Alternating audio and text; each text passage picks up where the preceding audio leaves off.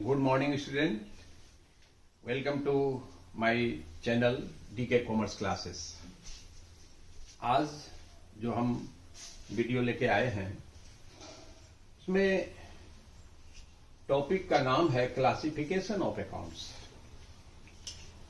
जब 11th में बच्चे एडमिशन लेते हैं तो कॉलेज में या स्कूल में जो डीपली बताया नहीं जाता है कि हम अकाउंटेंसी, अकाउंट्स, अकाउंटिंग, अकाउंटेंट, ये सब छोटी छोटी जो बातें हैं वो बराबर गूंजता है। आज हम लोग सबसे पहले क्लासिफिकेशन ऑफ अकाउंट्स पढ़ने के पहले वो जान लें कि ये सब एक ही है कि दोनों में कुछ अंतर है, ताकि हम जो प्रैक्टिकल लाइफ में अगर कहीं जानकारी देनी हो तो हम दे सके। तो क्लासिफिकेशन ऑफ अकाउंट्स के पहले एक बिंदु है जिसका नाम है अकाउंटेंसी, दूसरा है अकाउंटिंग, तीसरी बिंदु है अकाउंट्स, और चौथी बातें हैं अकाउंटेंट। ये चार शब्द जो है हमेशा कंफ्यूजन पैदा करता है। आज हम लोग इसके बारे में थोड़ा जान लें तब हम लोग क्लासिफिकेशन ऑफ अकाउंट्स के बारे में चर्चा करेंगे। अब अकाउंटेंसी है, प्राय लोग कहते हैं हम अकाउंट्स पढ़ते हैं या अकाउंटेंसी पढ़ते हैं। अकाउंटेंसी एक विषय है, ज्ञान की वह शाखा है जिसके अंतर्गत हम अध्ययन करते हैं, गहराई से अध्ययन करते हैं। किस चीज का अध्ययन करते हैं? हम साइंस भी पढ़ते हैं, आर्ट्स भी पढ़ते हैं, कई विषय हमारे यहाँ है। सभी विषय पढ़ने का एक उद्देश्य होता है कि हम समस्या का समाधान कर सकें। किसी भी तरह की समस्या का समाधान बिना ज्ञान के हम नहीं कर सकते हैं। तो हमारा उद्देश्य क्या है कि हम अकाउंटिंग में मास्टर हो जाएं, अकाउंटिंग का काम बढ़िया से करें। तो इस काम को करने के लिए हमें अकाउंटेंसी जैसे विषय की अध्ययन करने की आवश्यकता होती है। ये ब्रांच ऑफ नॉलेज है, स्टडी कराता है, हमें ज्ञान देता है कि हाउ टू अकाउंटिंग, हम अकाउंटिंग का काम कैसे करें, नियमों को ध्यान में रखते हुए हम थ्योरी भी जाने, प्रैक्टिस भी जाने। तो थ्योरी और प्रैक्टिस जब तक हम नहीं जानेंगे तब तक हम अकाउंटिंग का काम सही ढंग से नहीं कर सकते हैं, चाहे वो कोई भी व्यक्ति हो। आज बिजनेस में अकाउंटिंग का इतना महत्व है कि अकाउंटिंग के बिना हम कोई भी चीज आगे नहीं बढ़ सकते हैं, अपना डाटा नहीं दे सकते हैं, क्या हो रहा है क्या नहीं हो रहा है। इसलिए अकाउंटेंसी एक ऐसे विषय है जिसके अंतर्गत हम अकाउंटिंग के सिद्धांत, अकाउंटिंग के व्यवहार, अकाउंटिंग के प्रैक्टिस लाइफ में कैसे हम नियमों का पालन करते हुए अपने अकाउंटिंग का काम करें, इसके लिए अकाउंटेंसी विषय पढ़ते हैं। अब प्रश्न उठता है अकाउंटिंग क्या है? Accounting is a process. क्यों नाम पड़ा प्रोसेस? एक भी क्रिया हो सकती है, लेकिन हम इसको प्रोसेस इसलिए कहा गया है क्योंकि इसमें कई क्रियाओं का सम्मिलित रूप होता है। इस काम को करने वाला व्यक्ति अकाउंटेंट कहलाता है। कभी कभी पूछा जाता है अकाउंटेंट कौन व्यक्ति होता है? Accountant is a person who done the work of accounting by the knowledge of accountancy. हम अकाउंटिंग की क्रिया शुरू कहां से करते हैं? अकाउंटिंग की क्रिया आइडेंटिफिकेशन से शुरू होती है। हमारे पास ढेर सारे ट्रांजैक्शन आते हैं, कुछ नॉन बिजनेस ट्रांजैक्शन, कुछ बिजनेस ट्रांजैक्शन। तो हमें यह देखना होगा आइडेंटिफिकेशन में कि हम किस ट्रांजैक्शन को रिकॉर्डिंग करेंगे। ये इसमें समस्या आती है कि किसको ट्रांजैक्शन को रिकॉर्डिंग करेंगे, किसका रिकॉर्डिंग नहीं होगा।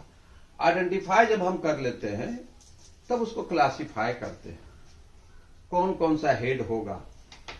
क्लासिफाई करने के बाद उसको समरी बनाते हैं। रिकॉर्ड को हम विस्तृत नहीं करके उसको एक कंसाइज करके समरी देते हैं। सारांश देते हैं कि किसी का, आदमी का, मैन का, मशीन का, एक्सपेंडिचर का क्या बैलेंस है, क्या चल रहा है, ये हम समराइजिंग के अंतर करते हैं। समराइजिंग में हम प्रॉफिट लॉस निकालने के लिए ट्रेडिंग बनाते हैं, पीएल अकाउंट बनाते हैं, बैलेंस शीट बनाते हैं, और जब बन जाता है तो हम एनालिसिस की भी क्रिया करते हैं।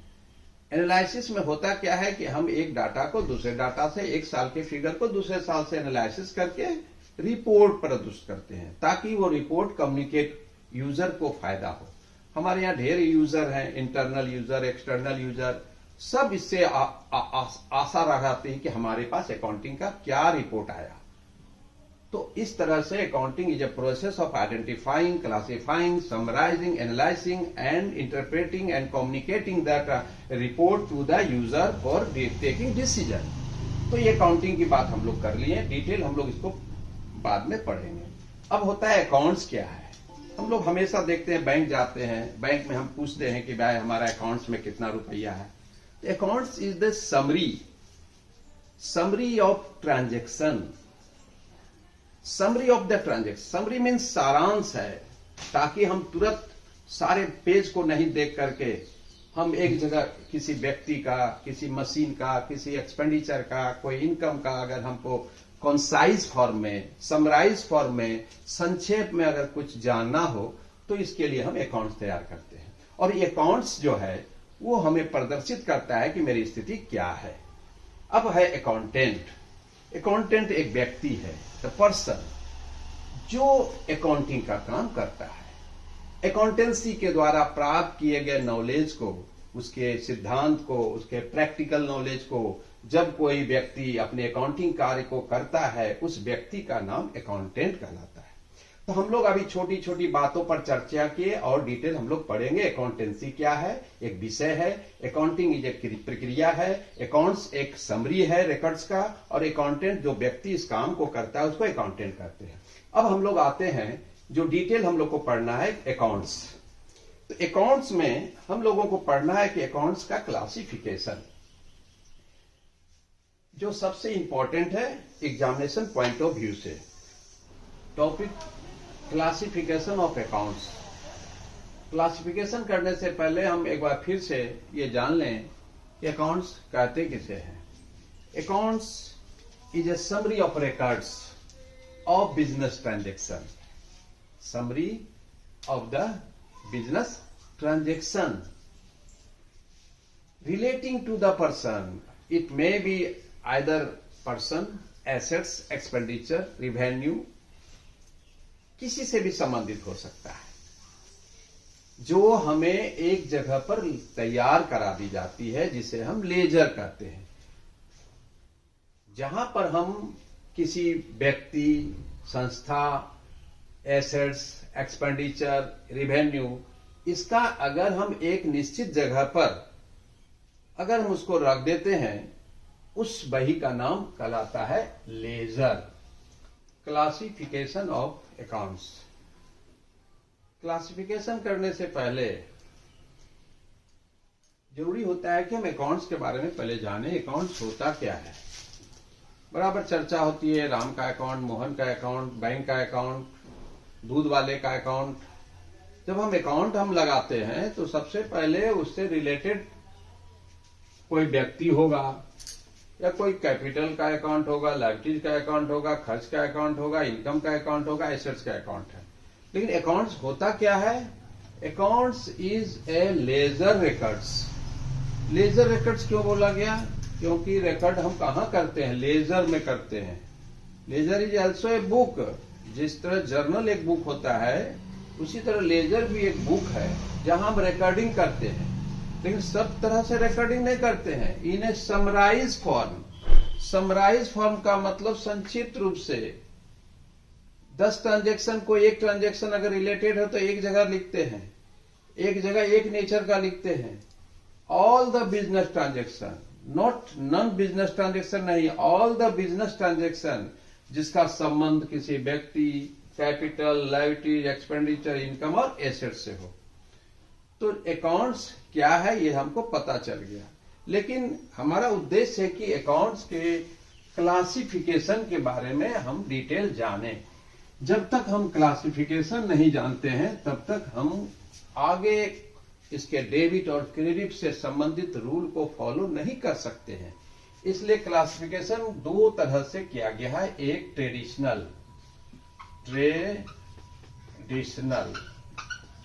ट्रेडिशनल अप्रोच भी है इसका, ट्रेडिशनल अप्रोच, जिसको ब्रिटिश अप्रोच भी कहते हैं, ब्रिटिश बहुत पहले का ये है। और एक है मॉडर्न, जिसको हम अमेरिकन भी कहते हैं, अमेरिकन अप्रोच। तो अब है कि ट्रेडिशनल अप्रोच के अंतर्गत अकाउंट्स को हम दो कैटेगरी में बांटते हैं। दो कैटेगरी में बांटा गया है, एक का नाम है पर्सनल और एक का नाम है इम्पर्सनल। नाम क्यों पड़ा पर्सनल और इम्पर्सनल? पर्सनल इसका मतलब जो व्यक्ति से संबंधित है, और इम्पर्सनल का मतलब होता है जिसका संबंध व्यक्ति से नहीं है। ये तो हमको समझ में आ गया, लेकिन पर्सनल में भी तीन कैटेगरी बांटा गया है। हमारे यहाँ व्यक्ति को संस्था में तीन कैटेगरी में बांटा गया है।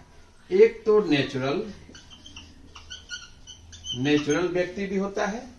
नेचुरल का मतलब होता है जिसका जन्म जो है सामान्य दृष्टि से होता है, प्राकृतिक तरह से होता है। और एक होता है आर्टिफिशियल पर्सन किसको कहते हैं?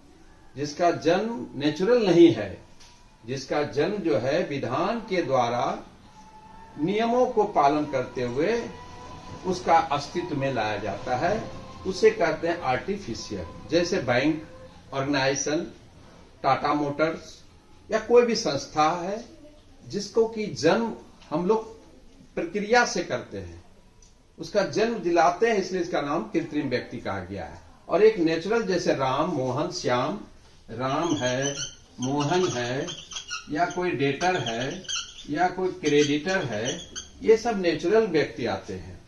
और ये आर्टिफिशियल में आता है जिसका कोई हम विधान के द्वारा जन्म करते हैं, जिस तरह बैंक हो गया सबसे अच्छा, कोई ऑर्गेनाइजेशन, इंस्टीट्यूशन, टाटा मोटर्स, ये सब आर्टिफिशियल है।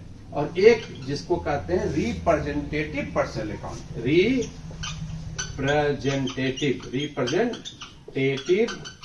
Personal account. रिप्रेजेंटेटिव क्यों नाम पड़ा? अब एक उदाहरण से हम अच्छा समझ सकते हैं। जैसे हम दिसंबर माह का अभी तक दूध वाले को पैसा नहीं दिए हैं, तो दूध वाले का नाम रखना जरूरी है। तो इस तरह हमारे पास मकान किराए पर बहुत लोग हैं और उसको इस माह का पैसा नहीं दिए हैं, तो ये आउटस्टैंडिंग हो गया, बकाया हो गया। और बकाया चीज को हम जब तक नहीं लिख देते हैं नाम सबको एक ग्रुप में, तब तक हम उसको पर्सन कैसे कहेंगे? इसलिए रिप्रेजेंटेटिव में आता है, जैसे अगर रेंट अगर आप नहीं दिए हैं तो रेंट आउटस्टैंडिंग। अगर मजदूर को मजदूरी नहीं दिए हैं दिसंबर का तो वेज आउटस्टैंडिंग। किसी को एडवांस दे दिए हैं अगर प्रीपेड, तो ये संबंध किसी व्यक्ति और संस्था से है, इसलिए इसका नाम पड़ा है रिप्रेजेंटेटिव पर्सनल अकाउंट। तो हमने एक कैटेगरी में देखा ब्रिटिश और ट्रेडिशनल में पर्सनल अकाउंट जिसका संबंध व्यक्ति से है। व्यक्ति तीन तरह के हो गए, natural, Ram, Mohan, Shyam, artificial, bank, institution, Tata Motors. और रिप्रेजेंटेटिव में आता है दूध वाले को अगर हम पैसा नहीं दिए हैं, रेंट हम 4 आदमी को नहीं दिए हैं, तो चारों के ग्रुप को हम एक अकाउंट में डालेंगे जिसके कहते हैं रेंट आउटस्टैंडिंग। प्रीपेड, किसी को एडवांस दे दिए हैं जिसका नाम से ही हमारा संबंध है, इसलिए इसको रिप्रेजेंटेटिव पर्सनल अकाउंट कहते हैं। अब इम्पर्सनल, अब सवाल आता है इम्पर्सनल नाम क्यों पड़ा है? इम्पर्सनल का मतलब जो पर्सन से संबंधित नहीं है। तो पर्सन से संबंधित नहीं है, इसका मतलब हो गया है हमारे यहां इसके लिए दो अकाउंट है। एक को कहते हैं रियल और एक को कहते हैं नॉमिनल। नाम क्यों पड़ा रियल? जिसे हम देख सकते हैं, छू सकते हैं, अनुभव कर सकते हैं। कोई भी वस्तु या संपत्ति से संबंधित जो भी अकाउंट होगा वो रियल कहलाता है। अब रियल में भी दो तरह के हैं, एक टेंजेबल और एक इनटेंजेबल। अब टेंजेबल और इनटेंजेबल कहा गया है। टेंजेबल का मतलब एसेट्स है, वस्तु है, मूल्य है, लेकिन हम उसको देख भी सकते हैं, छू भी सकते हैं, अनुभव भी कर सकते हैं। और इनटेंजेबल का मतलब होता है जिसका मूल्य है लेकिन उसको फील नहीं कर सकते, फील कर सकते हैं, अनुभव कर सकते हैं, देख नहीं सकते हैं। जैसे software, goodwill, patent right, copyright, software, branding, ये सब क्या है? इनटेंजेबल एसेट्स है जो रियल अकाउंट से रिलेटेड है। और टेंजेबल मकान, मशीन, फर्नीचर, कैश, ये सब टेंजेबल है। इसी तरह से नॉमिनल अकाउंट है। नॉमिनल का हिंदी होता है नाम मात्र, नाम मात्र। नॉमिनल जिसका संबंध है एक्सपेंडिचर से, लॉस से, इनकम से और रिवेन्यू या कोई गेन या कोई प्रॉफिट, तो इनसे रिलेटेड अगर कोई अकाउंट है जिसको हम कहते हैं नॉमिनल अकाउंट। तो हम लोग देख लिए कि ब्रिटिश ट्रेडिशनल में अकाउंट्स को पर्सनल, जिसमें 3 तरह का पर्सनल होगा, रिप्रेजेंटेटिव, आर्टिफिशियल और नेचुरल। इम्पर्सनल में आ गया रियल और नॉमिनल। रियल कहते हैं टेंजेबल और इनटेंजेबल, जिसमें हमने मशीन, मकान, टेंजेबल में गुडविल, कॉपीराइट, और नॉमिनल का रिलेशन जो है एक्सपेंडिचर, लॉस, इनकम, रिवेन्यू और गेन से है। एक कैटेगरी हम लोग पढ़ लिए ट्रेडिशनल और ब्रिटिश। मॉडर्न और अमेरिकन अप्रोच में, जो कि अभी बहुत चला हुआ है, जिसमें कि अकाउंट्स को कैटेगराइज किया गया है 5 भागों में। पहला है एसेट्स, दूसरा है लायबिलिटीज, तीसरा है एक्सपेंडिचर या लॉस, चौथा है रिवेन्यू या इनकम, और 5वां है कैपिटल। तो ये मॉडर्न अप्रोच है।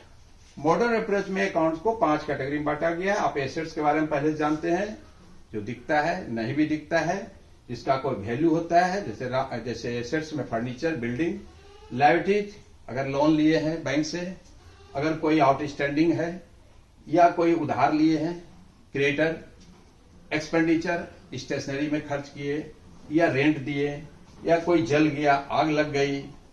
रिवेन्यू, सेल, रिवेन्यू का एक सोर्स है। इनकम, कमीशन या कोई डिस्काउंट अगर हम कमाते हैं। और कैपिटल, जो मालिक के द्वारा लगाया गया इन्वेस्टमेंट है, उसको कैपिटल कहते हैं। यानी मॉडर्न और अमेरिकन अप्रोच में कैटेगरी बांटा गया है 5।